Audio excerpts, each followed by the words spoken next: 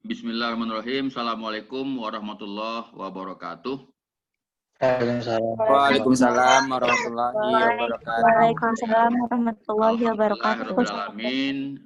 Kita bisa berjumpa kembali ya dalam keadaan yang sehat. Mudah-mudahan Anda sehat selalu, bersemangat dalam kondisi yang seperti ini, tetap kuliah, dan kita sekarang akan membahas topik yang ketiga ya, dasar-dasar penyuluhan dan komunikasi. Bahannya sudah saya letakkan di iLearn, bisa Anda baca lebih dulu, kemudian bahan yang keempat juga sudah ada. Ya, sekarang saya akan sampaikan pendek saja, tidak berlama-lama, semoga jam 11 tepat sudah bisa kita akhiri, cukup 40 menit atau 50 menit ya. Baik, sambil menunggu teman-teman yang hadir, silakan saja nanti kita sempurnakan jumlah mahasiswanya ya. Saya akan lengkapi dengan record, sudah saya record. Baik, sekarang kita lihat poin nomor share screen saya. Tolong beri penjelasan apakah gambar saya nampak, Tantio? Iya, Pak. Nampak gambar saya? Nampak, Pak. Suara saya terdengar? Dengar, Pak. Yovita, suara saya terdengar, gambar saya nampak? Kedengaran, Pak. Nampak, Pak. Baik, saya akan mulai nomor 3. Nah, ini dia. Topiknya adalah pendekatan dan strategi keberhasilan penyuluhan. Yang lain tolong dimatikan speakernya ya. Kita fokus pada bahan saya dan pada suara saya. Kecuali Anda mau bertanya. Pendekatan itu approaching, approach. Tulisannya approach. A-P-P-R-O-A-C-H.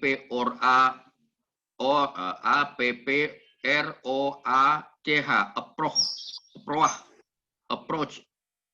Ya, pendekatan. Ya. Bukan PDKT, bukan. Approaching and strategy. Pendekatan dan strategi keberhasilan penyuluhan pertanian di dalam kerangka teoritis ya. Kemarin yang pertama sudah kita bahas tentang peran penting penyuluhan ya. Kemudian di dalam kuliah yang kedua sudah kita bahas juga kemarin tepat untuk ilmu tanah dan teman-teman yang lain sudah beberapa lalu tentang definisi ya, filosofi dan paradigma penyuluhan. Saya berharap Anda sudah memahami tentang definisi dan filosofi penyuluhan. Dan juga sudah saya minta untuk mendownload undang-undang, ya, Undang-Undang nomor 16 2006. Saya tanya kepada Rehan, apakah Rehan sudah mendownload undang-undang tersebut? Rehan? Sudah, Pak. Sudah, bagus ya, jangan bohong ya. Wulan sudah belum? Sudah, Pak. Sudah, Pak. Baik ya, baca pelan-pelan ya. Nabila sudah belum? Sudah, Pak. Kalau begitu Lia, halo Lia Febriani. Lia, apa kira-kira definisi dari penyuluhan Lia? Lia Febriani, speakernya dihidupkan.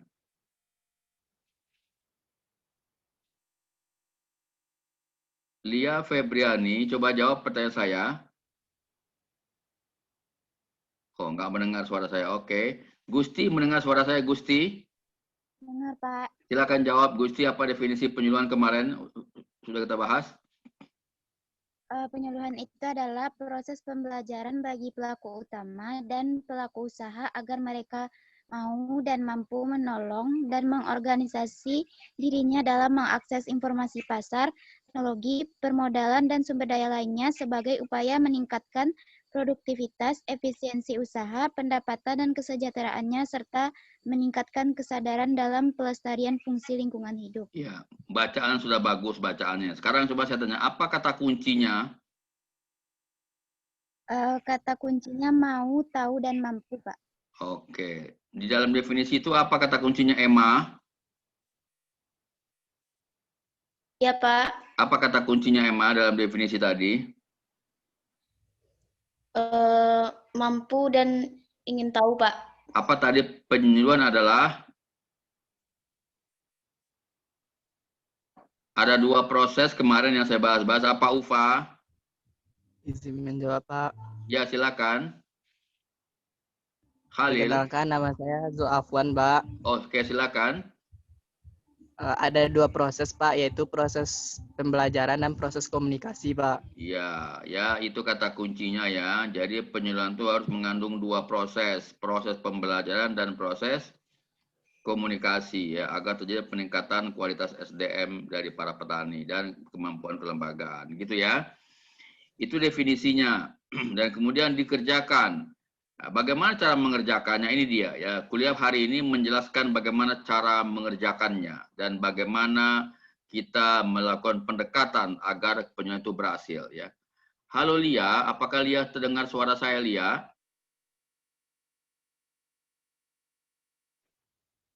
Oke. Nah, kemarin sudah kita bahas ya panjang lebar tentang tujuan penyuluhan, baik menurut Pak Profesor Dr. Mardikanto ataupun berdasarkan Undang-Undang Nomor 16 Pasal 3 ya, ECI ya. Ada better farming, ada better business, ada better living menurut Pak Mardikanto. Siva, coba jelaskan sedikit Siva, better farming itu apa Siva?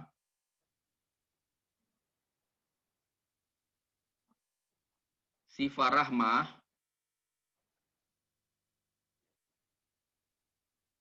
Eci, Ya, coba Pak. jelaskan apa itu better farming, Eci. Matikan saja Better videonya, farming. Eci. Ya, Pak. Better farming itu pertanian baik. Seperti lahannya diolah, diberi pupuk, digembur. Benihnya itu unggul, ditanam dengan cara yang benar, diberi air cukup, dirawat, dipelihara, dibudidayakan pada waktunya. Dan dikendalikan dari hama penyakit. Supaya menghasilkan hasil yang maksimal. Bagus ya. Jadi better itu lebih baik. Farming itu usaha tani yang lebih baik. Budidaya yang lebih baik. Oke. Nur Aini, Dwi Nur Aini. Silakan buka speakernya. Apa itu better business, Dwi Nur Aini? Ya Pak, better business itu hubungan usaha lebih baik. Jadi bisnisnya lebih baik. Jadi apa kata kuncinya? Lebih baik, bisnis yang lebih baik. Apa? Harganya dapat lebih baik ya, meningkat lebih ya. Baik. Efisien, modalnya lebih apa namanya, biayanya bisa lebih murah gitu ya. Oke, Khalil. Ya, Khalil, kira-kira ya, menurut Khalil, better living itu apa bagi petani ya kira-kira ya? Better living adalah lingkungan petani, baik itu dari sektor organisasi, dari sektor kelompok petani, dan dari yang lebih baik. Nah, apa contohnya kira-kira? Dalam sektor penguatan organisasi petani. Oke. Jadi bermanfaat kelompoknya ya? Iya, Pak. Oke, baik ya. Oke, kembali sebagai materi. Nah, itu dia ya tujuan penyuluhan. Tujuan tuh di awal atau di ujung Lila biasanya? Halo Lila. Tujuan di awal, Pak. Tujuan di pangkal jalan? Enggak, maksudnya tuh tujuan tuh di akhir tapi direncanakan di awal begitu, Pak. Begitu. Hati-hati kalimatnya. Yang saya tanya tujuan tuh di pangkal jalan apa di ujung jalan? Di ujung jalan, Pak. Di ujung jalan ya. Kalau definisi itu di mana kira-kira? Definisi di awal. Sepanjang proses ya. Oh iya. Nah, kalau kita ingin mencapai tujuan, itu apa yang kita lakukan biasanya, Ufa? Ufa belum jawab nih. Ufa? Ya udah. Noval Firjatullah, ada Noval? Ya, Pak. Kalau kita ingin mencapai tujuan, apa yang kita lakukan, Noval? Kira-kira kita mau ke kampus, mau ke Padang, apa yang kita lakukan kira-kira, Noval? Perencanaannya, Pak. Perencanaan. Apalagi, Noval?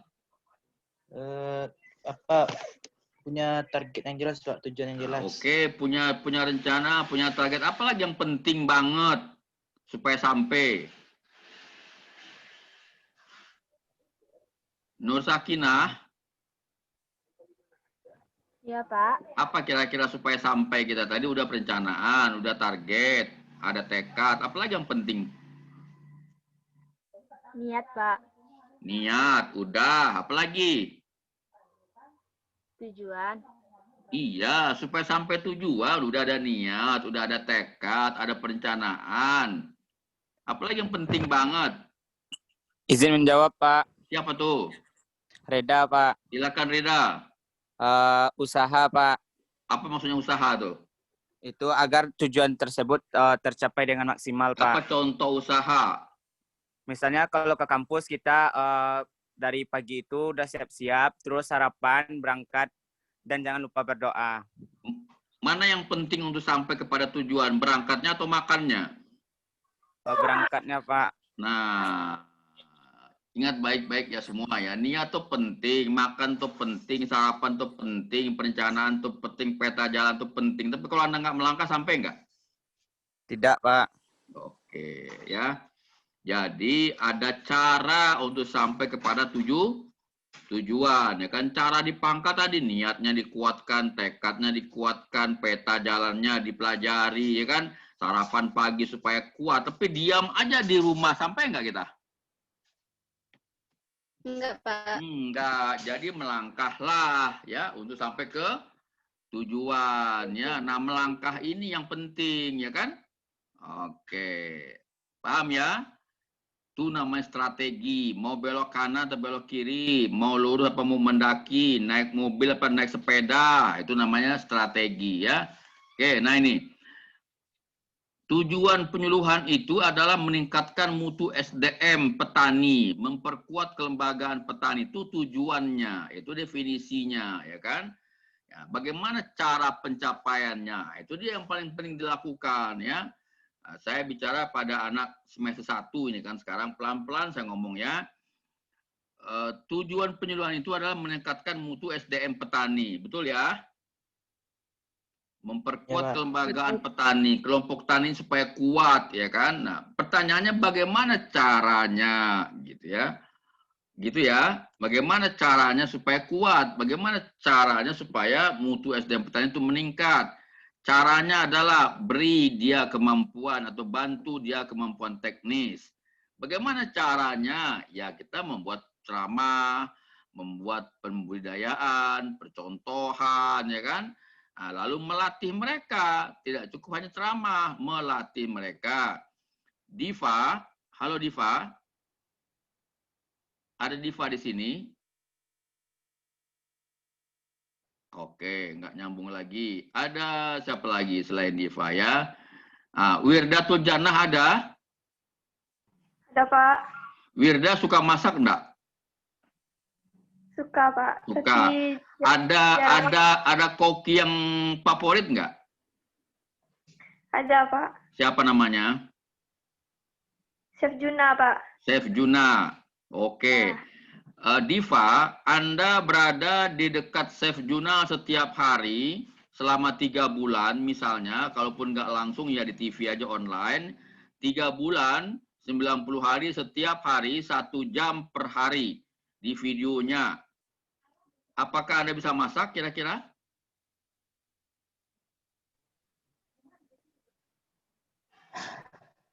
Halo Diva. Halo, Pak. Jawab dong. Belum tentu, Pak. Kenapa belum tentunya? Karena saya hanya melihat, Pak, tidak mempraktekkan. Bagus, 100% Diva. 100. Tapi kalau saya lengkapi kalimatnya, 90 hari Anda nonton TV, Anda pegang pisaunya di rumah, Anda potong itu ladonya, cabenya, kemudian Anda ikuti dia berbuat, Anda praktekkan, Anda kira-kira bisa nggak masak tuh, Diva? Bisa, Pak. Bisa. Mungkin rasanya belum ya, tapi bisa kan?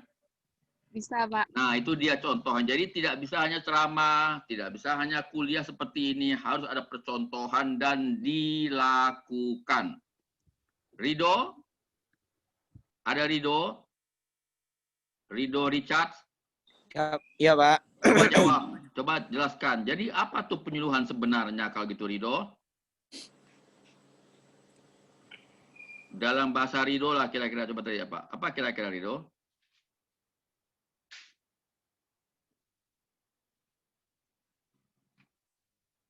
Halo Rido. Ya, Pak. Coba jawab. Penyuluhan itu bentuk suatu usaha yang dilakukan oleh petani, Pak. Bentuk usaha didampingi Ya. oleh para ahlinya mungkin, para Pak. penyuluh, ya para kan? penyuluh, ya, Pak. Nah, cukupkah penyuluhan itu ceramah saja, Emi?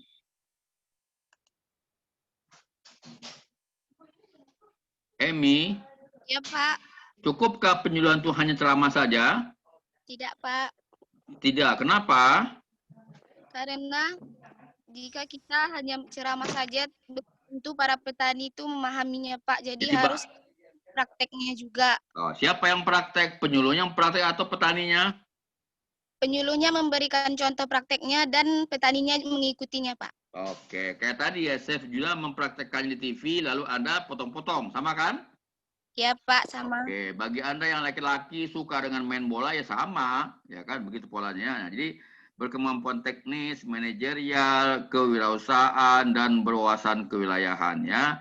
Dan yang kedua adalah memperkuat kelembagaan petani. Tolong catat baik-baik, meningkatkan SDM petani dan memperkuat kelembagaan petani. Airi Dewanti, ada air ini? Ada, Pak. Air ini di mana kampungnya?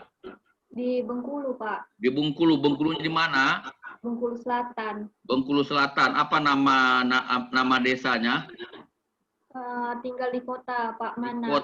Di kota mana ya? Di kota mana? Sudah pernah belum melihat penyuluh di sana? Ini Pak, di sini nggak ada, Pak. Tapi kalau ke daerah dusunnya baru ada, Pak, Pesawahan. Masa iya di Bengkulu nggak ada? Nanti cek ya. Di kota mana coba tanya, ada kantor BPP nggak gitu ya? Iya, Pak. Nah, pasti ada itu. Lihatlah Google-nya ya. Iya, Pak. Oke, nanti kenalan ya. Latifah, aduh Latifah. Ada, Pak. Di mana kampung Latifah? Di Solo, Pak. Di Solo. Solonya di mana? Di Sumani, Pak. Sumani. Ah, Tsunami apa Sumani? Sumani, Pak. Sumani. Oke ya. Nah, udah pernah belum ketemu dengan penyuluh selama ini? Belum, Pak. Apa nama nagarinya? Nagari Sumani, ya. Sumani juga, Kecamatan Sumani. Ya kan? Nanti cari ya penyuluhnya, kenalan ya. Kecamatan Singkara, Pak. Oh, Singkara. Nanti cari penyuluhnya ya. Ya, Pak. Pasti ada ya. Oke, nah itu kira-kira. Nah, sekarang saya teruskan lagi ya. Peran dan tugas penyuluhan, ini tambahannya. Kegiatan penyuluhan sangat diperlukan sebagai faktor pelancar pembangunan pertanian. Kata Pak Moser tahun 66. Ya, faktor pelancar. Pak Mardikanto mengkritik, tidak pelancar, justru utama karena penyuluhan sebagai faktor kunci keberhasilan pembangunan pertanian. Bukan pelancar. Kalau pelancar, cuma melancarkan. Ini faktor kunci. Nah, lihat nih dua orang yang beda ya. Yang satu Pak Moser tahun 66, sudah lama sekali bukunya. Yang kedua Pak Mardikanto tahun 93, diperoleh oleh Pak Sumarjo tahun 2019 kemarin.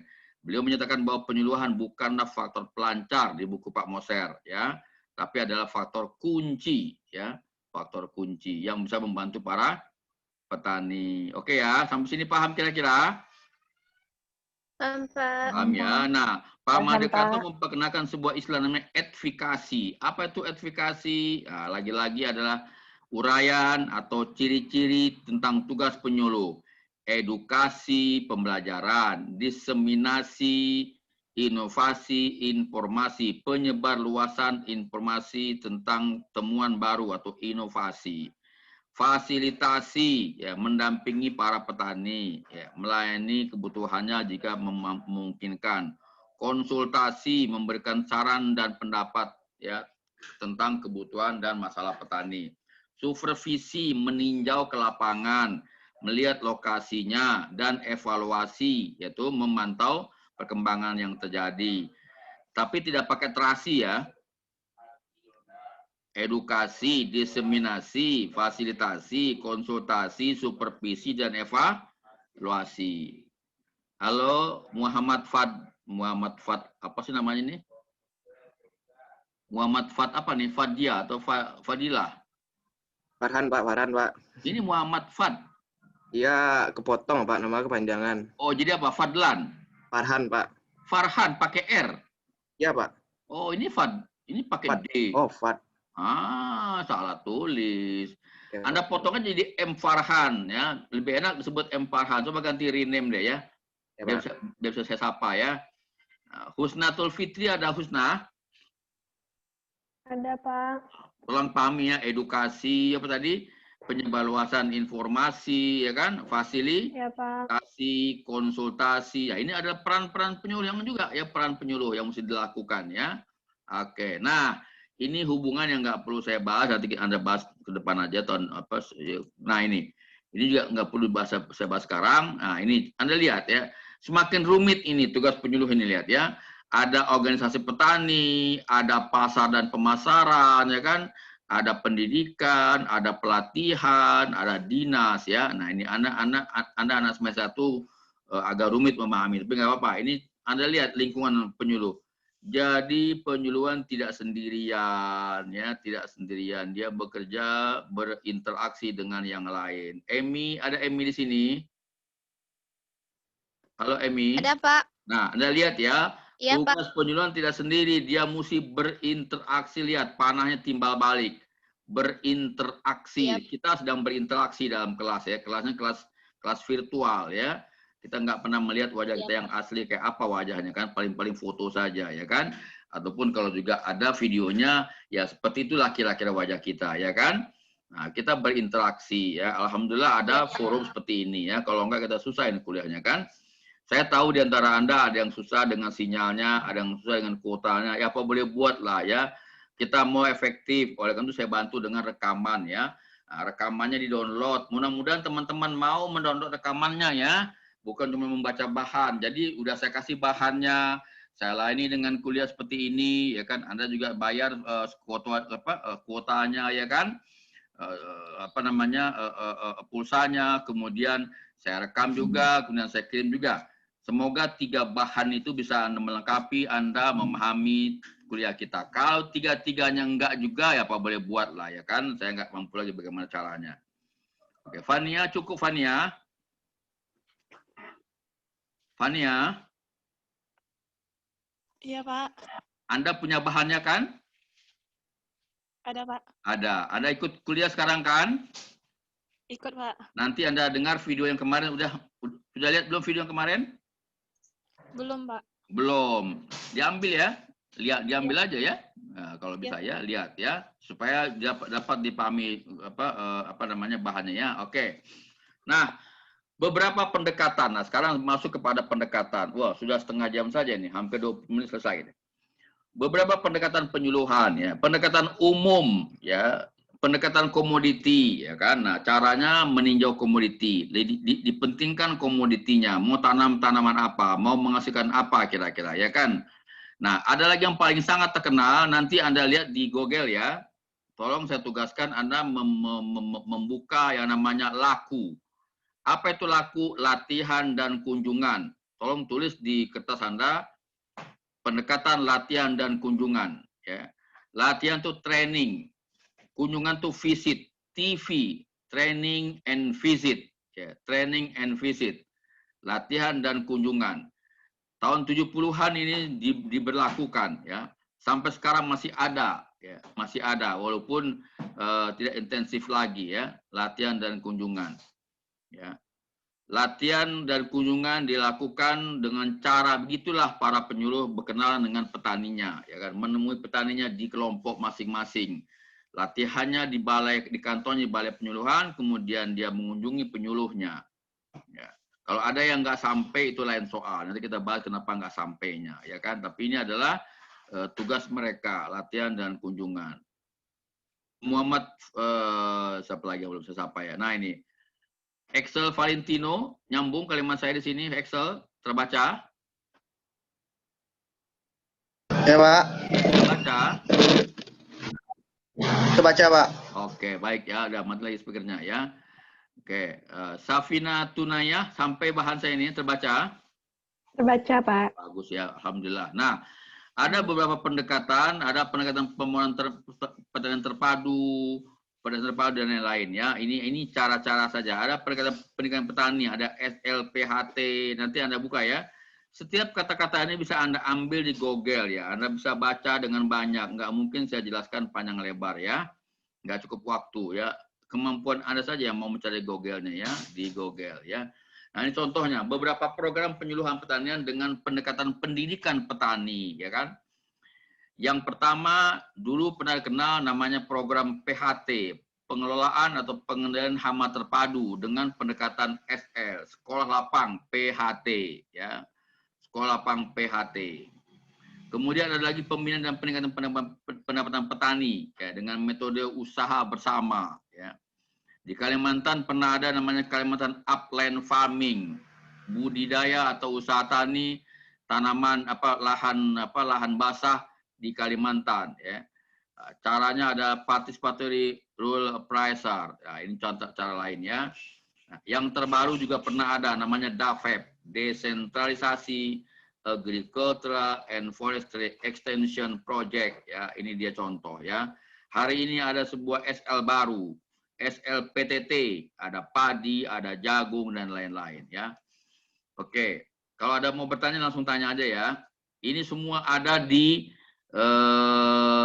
Google ya, ada di internet semua. Bisa Anda ambil ini semua, contoh-contoh PDF-nya, makalahnya, bahkan mungkin PPT-nya. Beberapa bagian ada videonya ya. Oke. Sampai sini nyambung kira-kira? Nyambung ya. Oke. Saya belum berikan tugas ya. Nah ini ada 2 buku bagus ya, bisa Anda download ini. Saya ulang sekali lagi, bisa Anda unduh, bisa Anda download. Lihat gambar ini, ketik judul ini, dapat semuanya ya.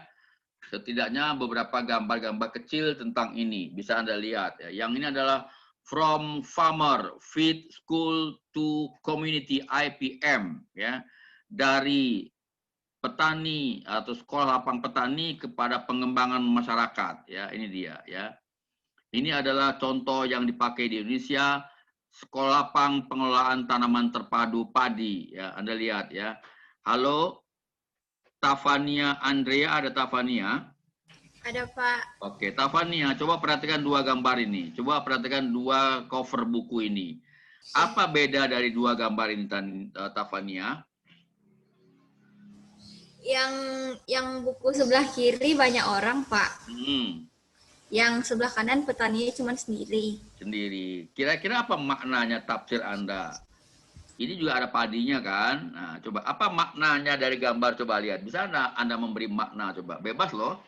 Anda menginterpretasikan gambar. Boleh nggak kira-kira? Tafania silakan. Ya Pak. Kalau yang di sebelah kiri dia kan komunitas Pak. Jadi banyak orangnya Pak. Lalu kalau yang kiri apa? Kalau yang kanan? Yang kanan? Nggak ada komunitasnya, Pak. Nggak ada komunitasnya. Nah, kalau gitu, ya dua-duanya benar jawaban. Sekarang saya undang Muhammad Fadilah. Ada Fadilah? Halo Fadilah, nyambung? Nggak ada Fadilah? Ya udah. Novita, ada Novita? Novita Sari ada?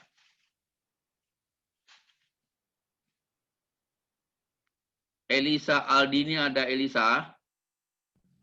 Ada Pak. Oke, silakan Elisa. Keterangan kawan Anda tadi Tafania benar. Sekarang Anda bisa nggak menduga kira-kira isi buku yang kiri itu apa isinya? Tentang apa kira-kira? Tentang penyuluhan Pak. Cara penyuluhan yang baik. Cara penyuluhan yang baik. Gambar-gambar apa ini? Gambar para petani dengan para penyuluh, Pak. Oke. Kalau yang kanan apa kira-kira? Gambar petani sendiri. Kira-kira apa isi bukunya? Tentang tanaman padi aja, Pak. Nah, tentang budidaya, begitu? Ya, Pak. Anda dari kelas apa nih? Agribisnis, Pak. Agribisnis. Semuanya ya, semuanya buktikan nanti, ambil buku ini di Google, ya.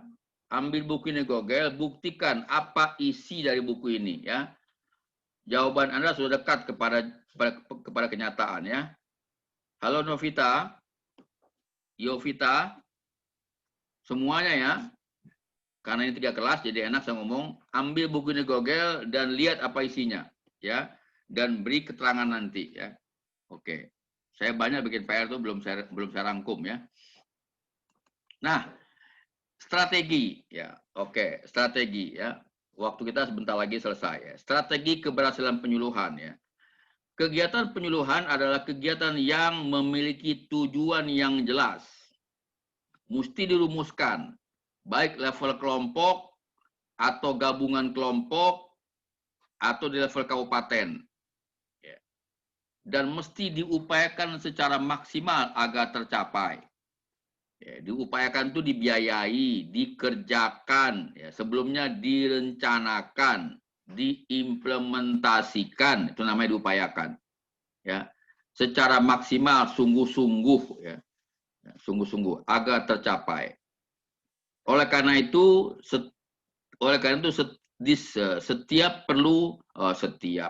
setiap kegiatan penyuluhan kurang tuh ya. Setiap kegiatan penyuluhan perlu dilandasi dengan strategi kerja yang tepat. Nah, untuk mencapai keberhasilan. Saya ulang kalimat saya, kegiatan penyuluhan ada kegiatan yang memiliki tujuan yang jelas, 1, dan mesti diupayakan maksimal tercapai. Bagaimana mengupayakannya? Dibuat perencanaannya, baik yang mikro maupun yang makro. Ditentukan siapa yang mengerjakan, alat apa yang diperlukan, berapa lama waktunya, dan mungkin juga berapa biayanya.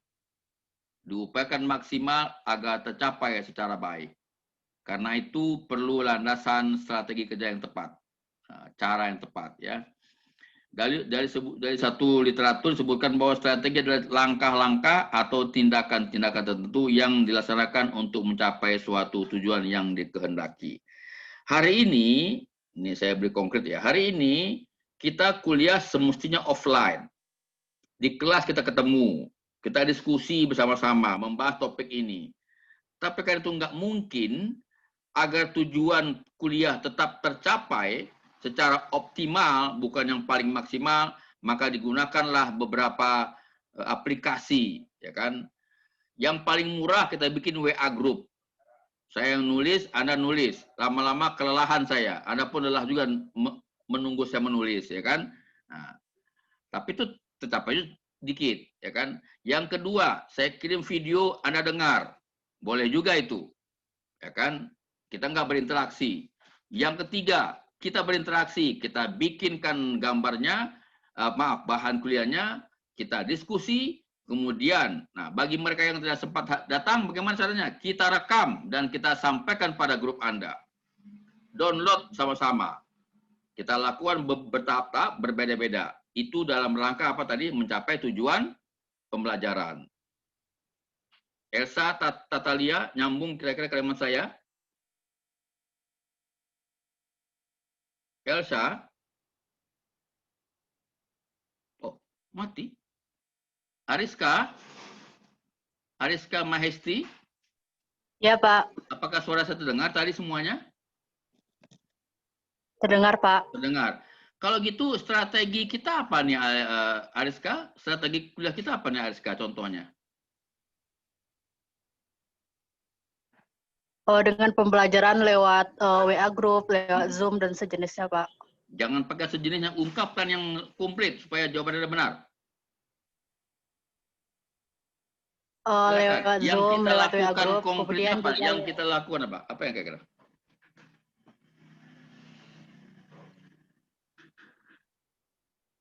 lewat Zoom, Pak.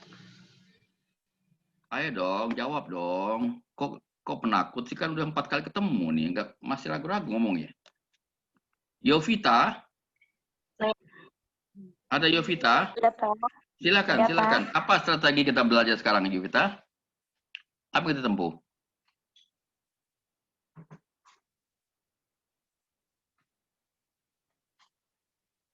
Saya sedang menjelaskan sebuah kata yang susah bagi anak semester 1. Bagi anak yang baru lepas SMA. Strategi. Saya beri contoh ini strategi ini. Apa yang kita lakukan Muhammad Fadilah dalam kuliah kita?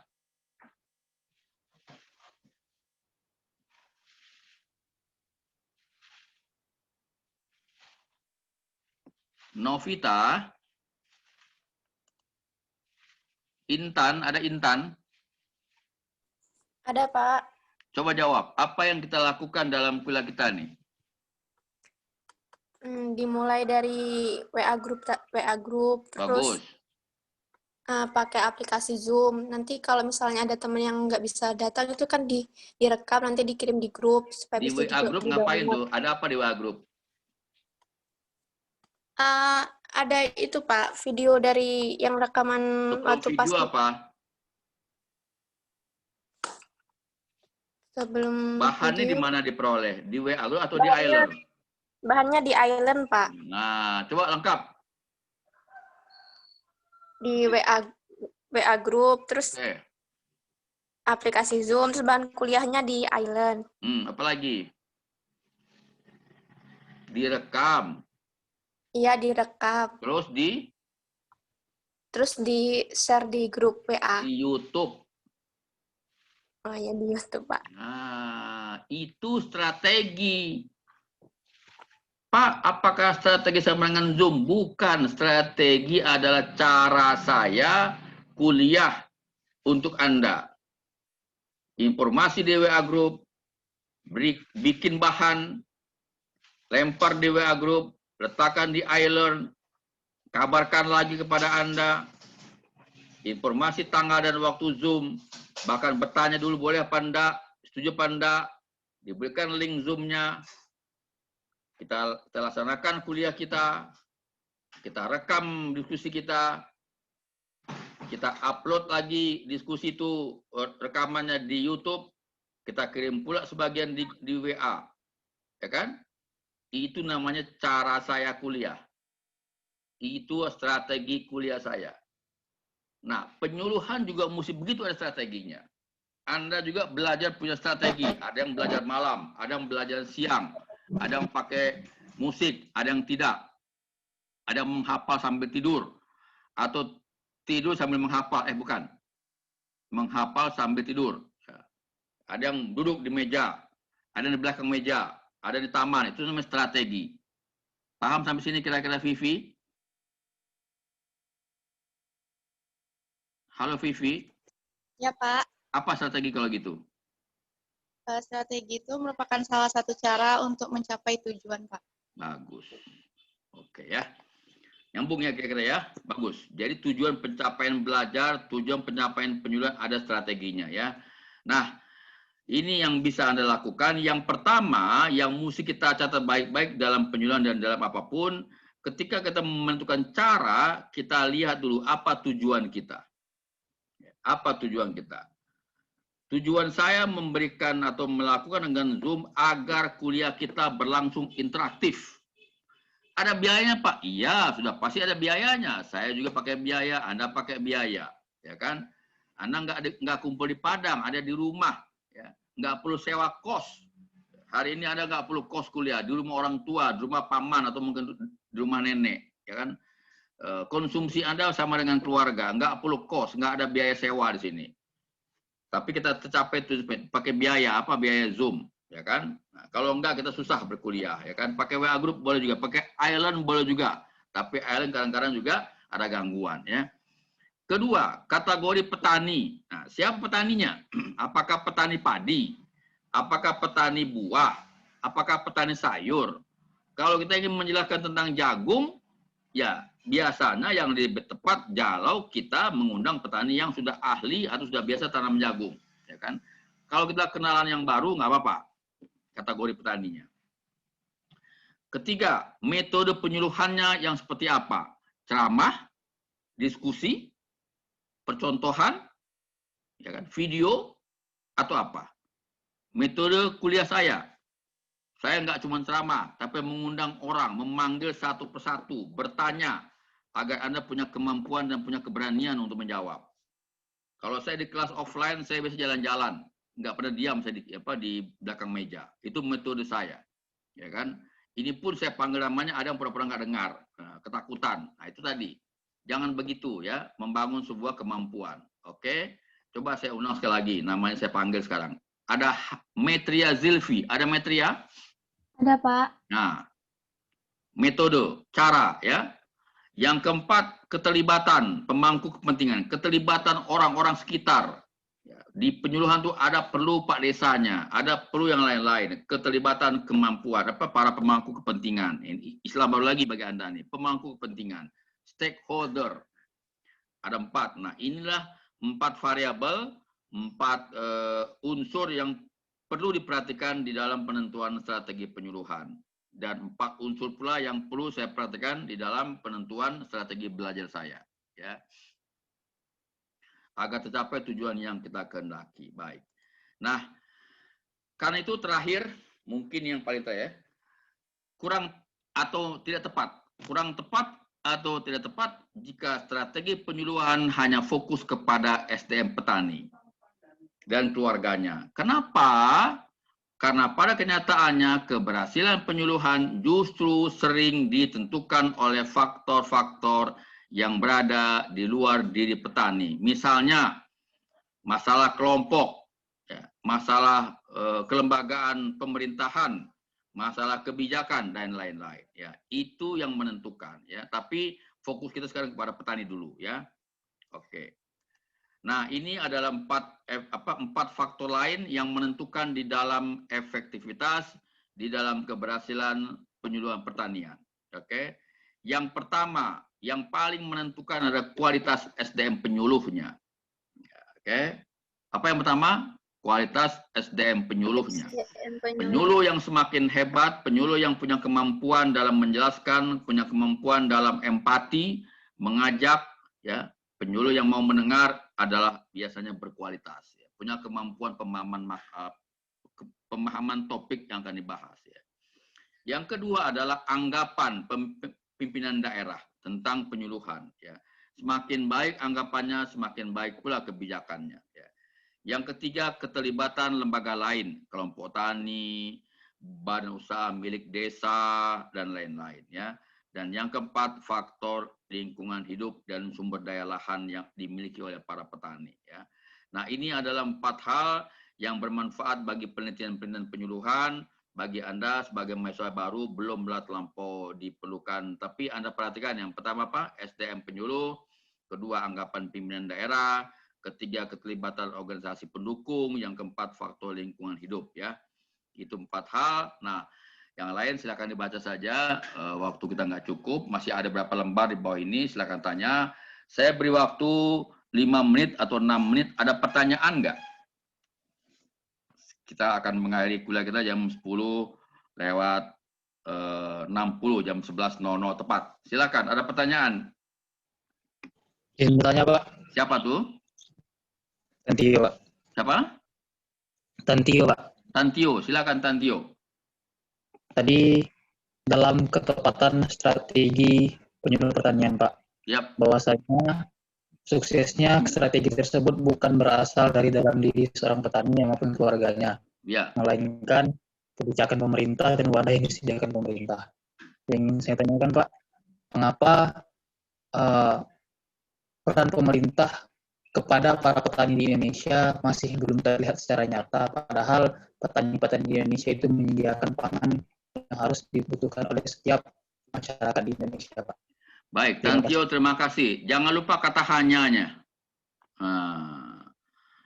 Petani itu penting, ya. Penyuluh itu penting, tapi tidak hanya. Tahu nggak kata mana hanya tuh? Nggak cukup, gitu ya.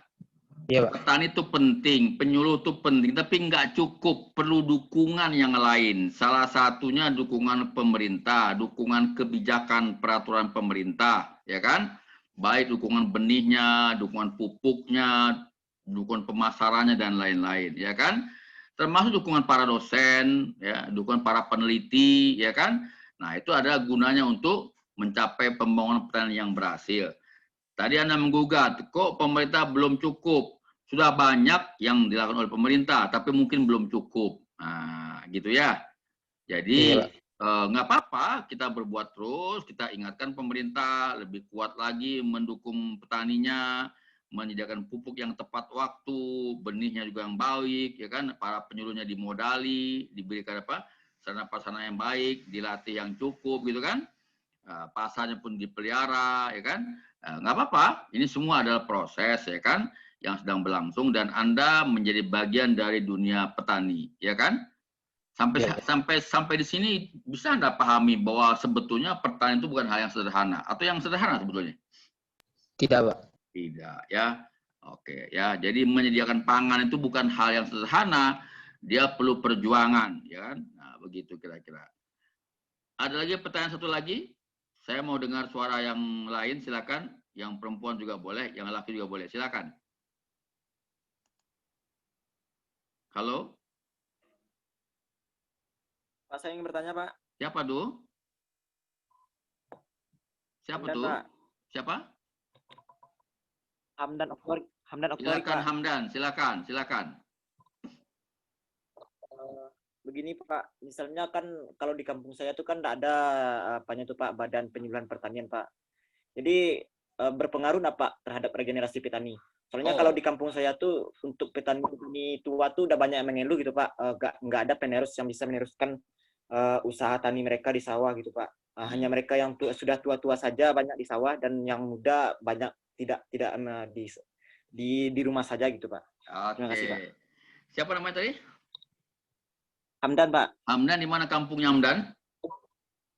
Di apa Pak? Di Sulit Air Pak. Sulit Air. Oh, Solok ya. Ya, Pak. Apa prodinya Hamdan? Agribisnis Pak.